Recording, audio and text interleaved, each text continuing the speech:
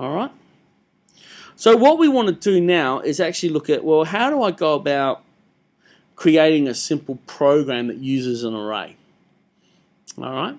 So I'm thinking, okay, what can I write? All right, let's write a program that does dice rolls.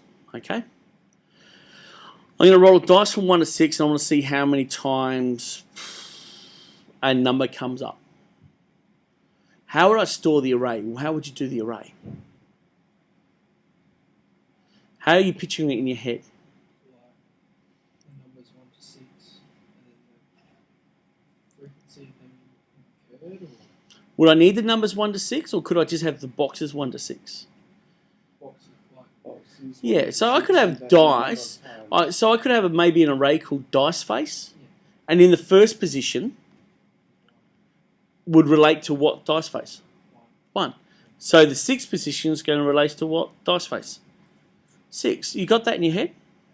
Okay, let's mess you up.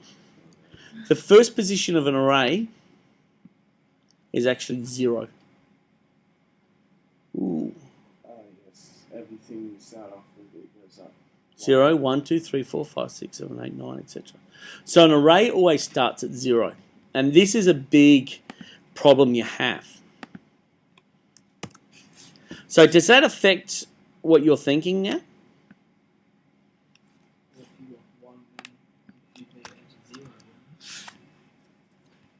Yeah, so if you want position 1, you'd have to use 0. So it'd be dice face minus 1. Do you have to use the first position? So could we actually make the first position null? In other words, we won't use it. So therefore position 1 is 1 and position 0 is nothing. If you're getting picky about what you're numbering them, then I suppose you can. To a programmer, to maybe to any programmer, you would expect dice face 1 to be in 1 and 0 to be nothing. If there's nothing in there, will it cause huge amounts? Efficiency-wise, well, you know, it does have to open up a memory slot for 0, but we don't store anything in there, so just have a little bit of rubbish data in, just keeping that memory slot open. If we don't use it in any of our processing, so in other words, if we don't actually index 0, we never read it, it's not going to slow the efficiency of the system. So if I want to traverse the array means to 1, 2, 3, 4, 5, 6. If I want to traverse the array and spit out what the contents of the variable are, as long as I don't start at 0, it's not going to affect our processing because I'm still only going to look at 6 things, which means I'm not wasting a clock cycle skipping 1. Skipping 0, am I?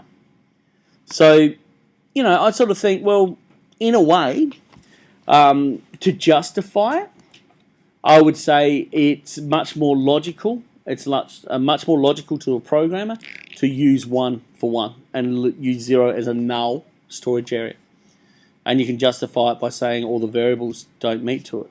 Because there's some people that will go, no, you've got to use 0 because otherwise memory's allocated and you're not using it.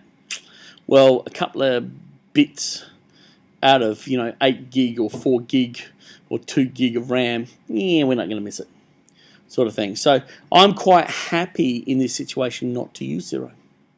Sometimes I would actually use 0 as the holding sort of place. If I had to sort the array, I would put the new bit of data in 0 and then sort it through the array, if that makes sense. So this becomes a little work area.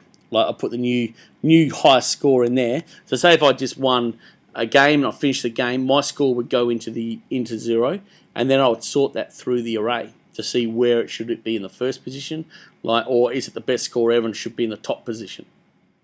So you can use 0 as a work area if you like.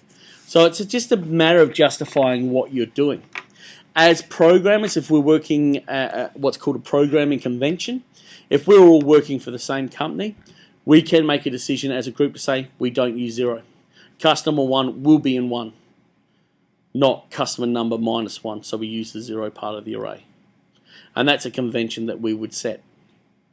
So let's have a look at that. So What we might do is I'm going to pause this video for a while and we will come back to it. But we're going to do this as a group exercise, which might take a little bit of time and it'll be a little bit boring to sit and watch, okay? So let's stop this.